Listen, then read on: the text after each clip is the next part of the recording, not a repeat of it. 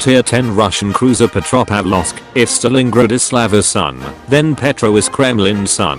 Don't worry, it's a complicated family tree, and all families have a black sheep.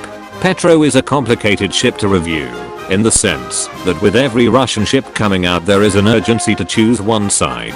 Either you believe it's another stepping stone of Russian bias and overpowered, or you defend it's actually balanced to your last dying unicum breath of superiority. I'm not one to shy away from controversial opinions, but the more I had to play it for the review, the more I found myself straight in the middle of the discussion. I will try to explain. There's a lot of good stuff going for the ship when compared to other ships in the heavy cruiser category. You have a better health pool with some very reliable armor, that its only weakness is giving too much broadside just like any other cruiser. Unlike any other cruiser in the game though, Petro sits very low on the water, and at this point we probably have all seen Flamu comparing it to a gearing, as if the poor destroyer didn't catch enough flack already. That part is especially annoying to deal with, because the ship being so low in the water makes getting citadel shots on it very unreliable for any battleship. Its protection against mistakes that ships like Stalingrad do have to be very keenly aware of to avoid getting deleted prematurely. This is not to say you cannot get blapped, and believe me when I say that even a curve first can do a number on you when the stars align, but those occasions are far in between.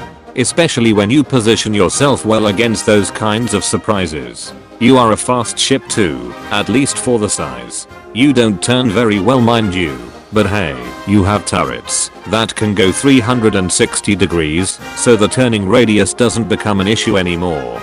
The firing angles on the front are trash, but turn around and show your butt and suddenly the firing angles are amazingly good, to the point where you can angle enough that Stalingrad's AP bounces on your side. And then there are the guns. I will probably have on the screen a chart showing how Petro's AP has the same level of penetration as the 380mm guns found on Bismarck or Tirpitz. This is unprecedented for a heavy cruiser, to the point where only Stalingrad and Kronstadt surpass the pen of Petro.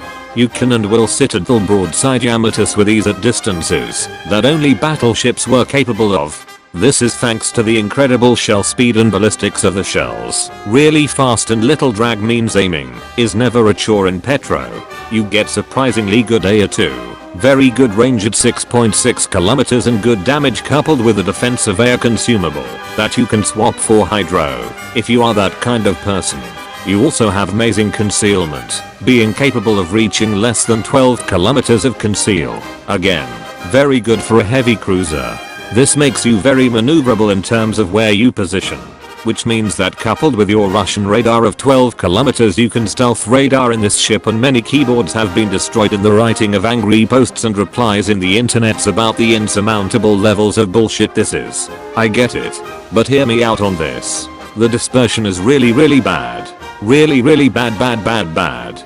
Tier 10 Petropavlovsk, the ship equivalent of using a 2080 Ti SLI on a 60Hz 1080p monitor. I know that I listed a huge ton of benefits for the ship, and that any of those features would make Goliath players drool in pleasure. Well, that would be if there were any Goliath players left at this point. Can't remember the last time that I saw one, and maybe it's for the best that the world forgets about it. But the dispersion. Oh, the dispersion. It is very easy to skew the view of people by only showing good clips where the dispersion behaves and you get a great shot. But you have to trust me on this one. The dispersion is so bad that you get shots that look straight up from the old German battleships. So many times I've had very good chances to punish a broadside thanks to Petro's great concealment, only for the guns to put a reverse card on me and fumble my shot into the water. Of course I've had good shots, some very good ones at that, especially if you keep shooting at battleships that due to a large surface area kind of mitigate the bad dispersion of your guns.